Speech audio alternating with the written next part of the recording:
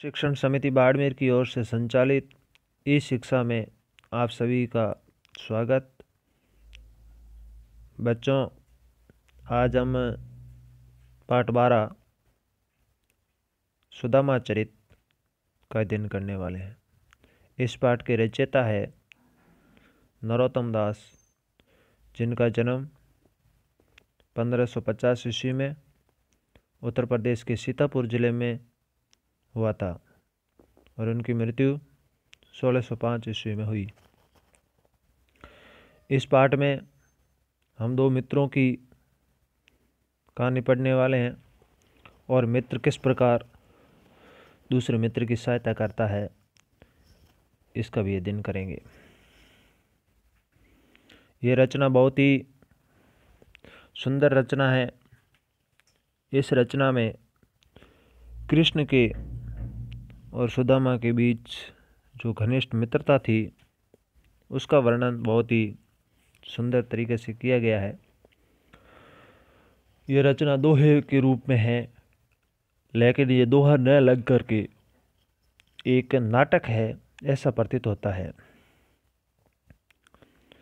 इस रचना में कवि ने कृष्ण और सुदामा के बीच में मिलने का, सुदामा के दीन अवस्था का और कृष्ण का सुदामा के प्रति उदारता का वर्णन हुआ है। सुदामा जी बहुत ही दिनों के बाद कृष्ण से मिलने आए थे द्वारिका। वैसे सुदामा का कृष्ण से मिलने का कोई हेतु नहीं था, मिलने के लिए वो कोई चाह नहीं थी, लेकिन उनके घर की स्थिति बहुत ही दयनीय थी और उनकी पत्नी ने बार बार सुदामा से आग्रह किया कि आप अपने मित्र से मिल के आए। इसलिए सुदामा कृष्ण से मिलने के लिए आता है। बहुत दिनों के बाद जब दो मित्र मिलते हैं और सुदामा की दीन अवस्था देख करके कृष्ण की उदारता का वर्णन भी यहाँ पर बहुत ही अच्छा किया गया है। किस तरह से उन्होंने अपने मित्रता के लिए अपना धर्म निभाया, सुदामा के लिए किस प्रकार उदारता दिखाई, किस प्रकार एक मित्र का दूसरे मित्र के प्रति ऐसा व्यवहार होना चाहिए, इनका वर्णन बहुत ही अच्छा किया गया है। साथ ही कृष्ण और सुदामा के आपस में जो नोक झोंक हुई है, उसका भी वर्णन बहुत ही कुशलता से किया गया है। इसमें इन्होंने ये भी दर्शाया है कि श्री कृष्ण ने अपना मित्र धर्म निभाने के लिए सुदामा को बिना बताए जो काम किया है, वो अपना एक मित्र धर्म होना और एक मित्र का प्रथम कर्तव्य भी होता है। वह अपनी मित्रता को बिना प्रकट किए, अपने मित्र को बिना बताए किस प्रकार उनका साथ देता है, किस प्रकार वो उदारता दिखाता है। यानी मित्र को ये महसूस नहीं होना चाहिए कि दूसरा मेरे को कमज़ोर मान करके या गरीब मान करके बहुत कुछ दे रहा है। साथ ही साथ ये आभास भी नहीं होने देना कि उन्होंने मेरे को दिया है तो मैं कैसे उसका ऋणी हूँ, कैसे ऋण उतारूंगा। ऐसा ही कृष्ण ने यहाँ पर एक उदाहरण प्रस्तुत किया है। ये पाठ है 5-6 चरणों में। हम उसका पहला जो काव्यांश है उसका अध्ययन करेंगे। शीश पगा ने जगा तन में, प्रभु जाने को आही बसे कहीं ग्रामा। धोती फटी सी लटी दुपट्टी, अरों पाए उफान को ही नहीं सामा। द्वार खड़ो द्विज दुर्बल एक, रहमो चकिसो वसुधा विरामा। पूछत दीन दयाल को धाम, बतावत आपनो नाम सुदामा। शीश यानी सिर, पग्गा यानी पगड़ी, जग्गा यानी कुर्ता, तन यानी शरीर, द्वार यानी दरवाजा। खड़ो यानी खड़ा है, द्विज यानी दुर्बल, द्विज दुर्बल यानी दुर्बल एक ब्राह्मण। रहमो चकित्सो यानी चकित है, वसुधा यानी धरती, अभिरामा यानी सुंदर। पूछत यानी पूछना, दीन दयाल यानी प्रभु श्री कृष्ण का धाम यानी स्थान। इस काव्यांश का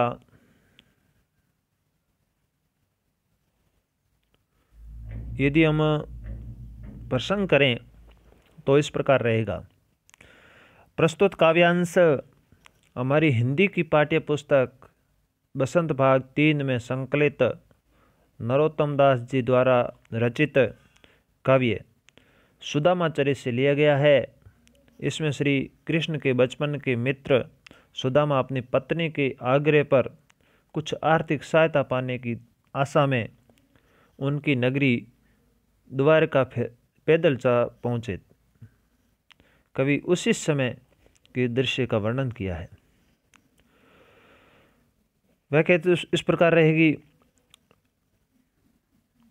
उपरयुक्त पंक्तियों में कवि कहते हैं कि जब सुदामा कृष्ण के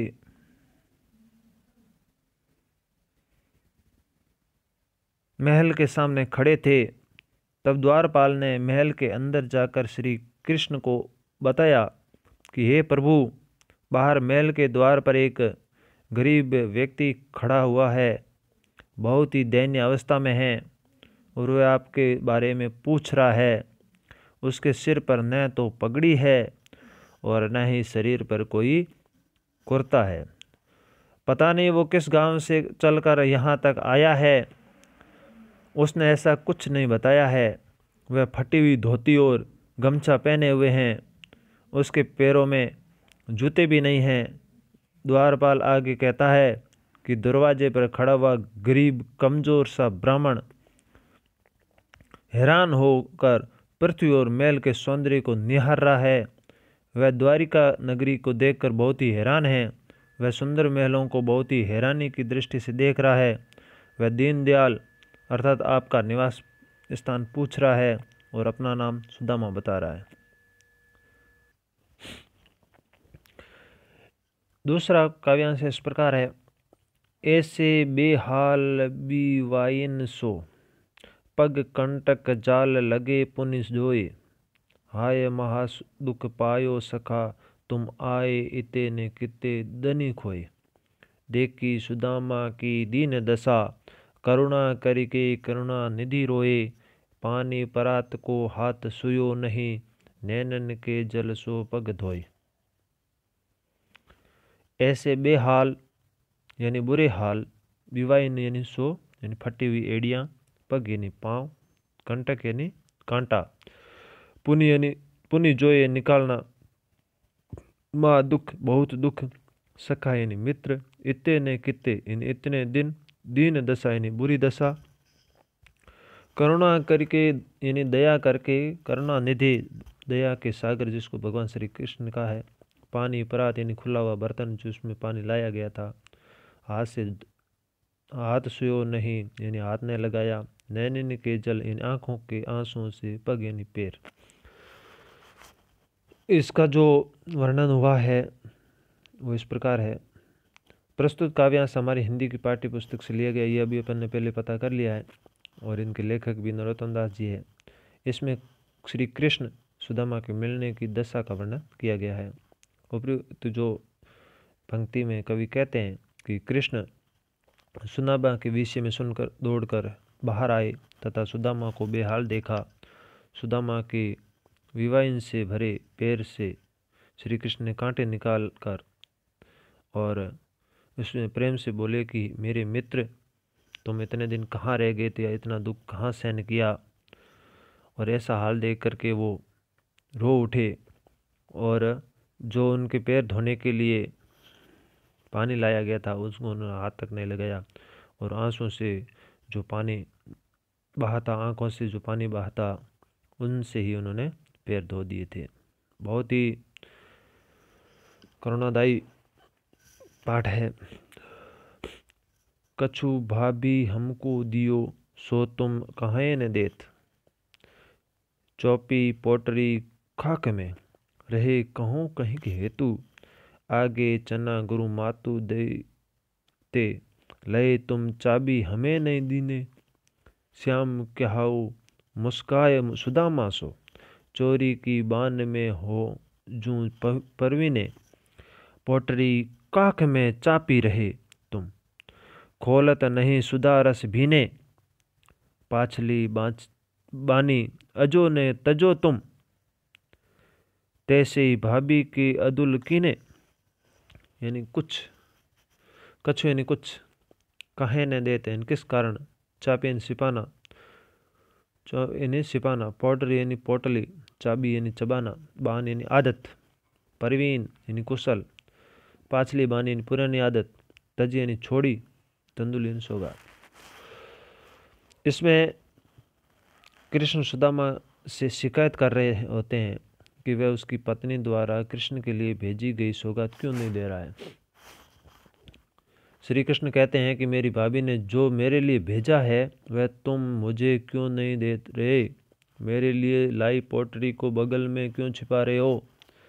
कृष्ण उस पर ताना मारते हुए कहते हैं कि जैसे अपने बचपन में उनकी गुरु द्वारा दिए चने उसे न देकर खुद खा लिए थे, वैसे ही अब वह भी उनके तोहफे को उन्हें क्यों नहीं दे रहे हैं।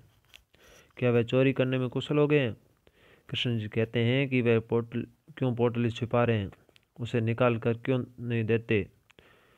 उसमें से कितनी सुगंध अमृत की खुशबू आ रही है। क्या उनकी पिछली आदत नहीं छूटी है जो भाभी द्वारा भेजा तोहफा छिपा रहे हैं। बहुत ही यहाँ पर नोक झोंक हो रही है, तगड़ी नोक झोंक के साथ में ये पाठ आगे बढ़ रहा है। इसका काव्यांश चौथा है। वह पुलकनी वह उठी मिलनी, वह आदर की बात में वह पठवनी गोपाल की। कछु ने जानी जात, घर घर कर ओढ़त फिरे। तनक दही के काज, कहाँ भयो ओ अब भयो।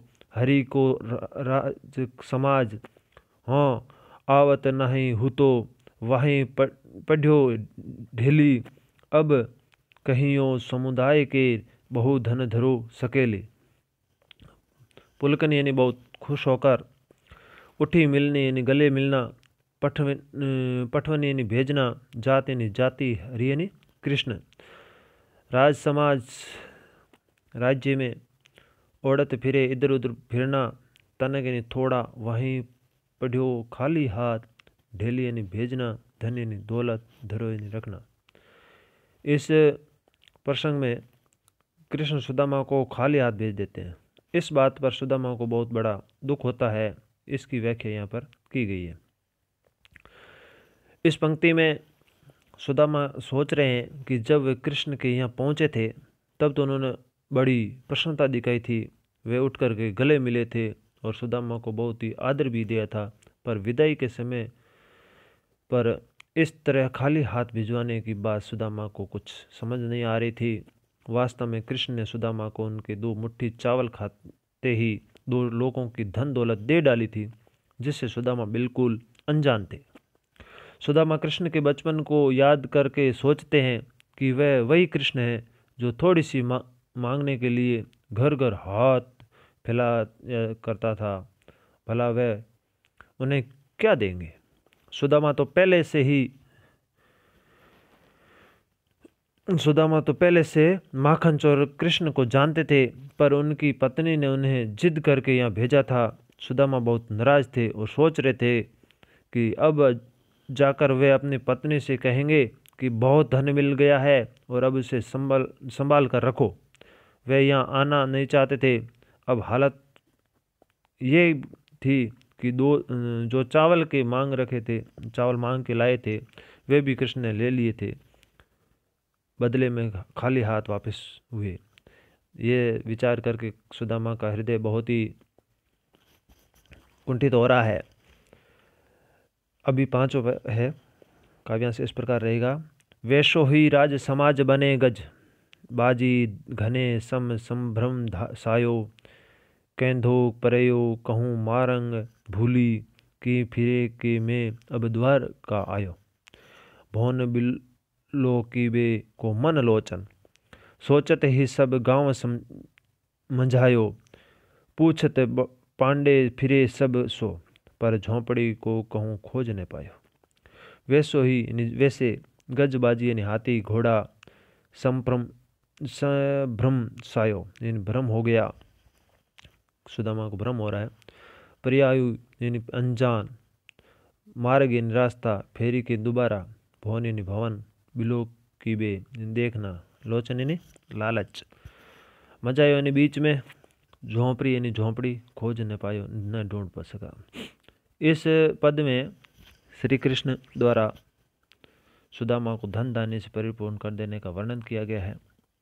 वहां पर सुदामा के जाने पर क्या हो रहा देख रहे।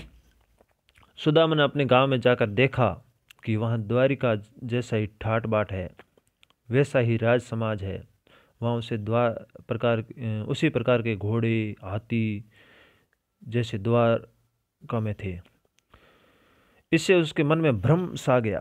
सुदामा को लग रहा था कि वे भूलकर फिर से द्वारिका की ही लौट आए, वे शायद रास्ता भूल गए हैं। वहाँ भी द्वारिका जैसे भव्य महल बने हुए थे। सुदामा के मन में उन भवनों को देखने का लालच आ रहा था। यही सोचकर कि वे गांव के बीच में चले। तो वहां जाकर सुदामा ने सभी से अपनी झोंपड़ी के बारे में पूछा, पर वे अपनी झोंपड़ी को खोज नहीं पाया। वास्तव में उसकी झोंपड़ी के स्थान पर श्री कृष्ण की कृपा से भव्य महल दिखाई दे रहे थे। उनका पूरा गांव ही अलौकिक आभा के चकाचौंध हो रहा था, उन जिनके कारण सुदामा भ्रमित हो रहे थे। श्री कृष्ण ने उसकी बिना बताए ही सहायता कर दी थी।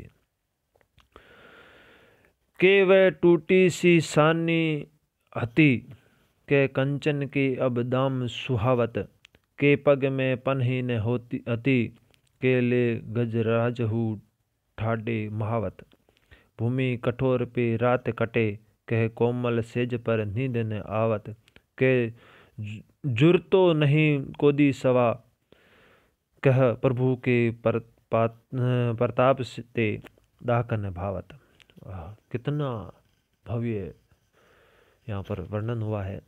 सानी यानी झोंपड़ी, कंचन यानी सोने, धाम यानी महल, पन यानी जूता, गजराहू यानी हाथी के ठाट-बाट, भूमि यानी जमीन, कटे यानी गुजरती, कोमल यानी सेज यानी मुलायम बिस्तर, जुरतो यानी उपलब्ध, नहीं कोदी सवा यानी घटिया किस्त के चावल, दाख यानी किशमिश मुनका, पग यानी पाँव, कठोर यानी सख्त, प्रताप यानी कृपा से।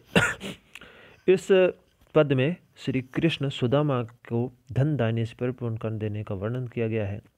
और इसमें कहा गया है कि कहाँ तो सुदामा के पास टूटी फूटी भी सी फूल फूस की झोंपड़ी थी, वहाँ कहाँ अब महल स्वर्ण महल बन गए हैं और बहुत ही शोभा दे रहे हैं। पहले तो सुदामा के पैरों में जूतियाँ तक नहीं थी, और कहाँ अब उनके महल के द्वार पर महावत के साथ हाथी खड़े रहते हैं, अर्थात सवारी के साधन उपलब्ध है। पहले कठोर धरती पर रात काटनी पड़ती थी, अब मुलायम सेज पर नींद नहीं आती है। कहाँ पहले तो वह हालत थी कि उन्हें खाने के लिए घटिया किस्म के चावल भी उपलब्ध नहीं थे, और आज प्रभु की कृपा से उन्हें किशमिश मुनका उपलब्ध है, फिर भी वह अच्छे नहीं लगते हैं। ऐसा वर्णन इस पाठ में हुआ है।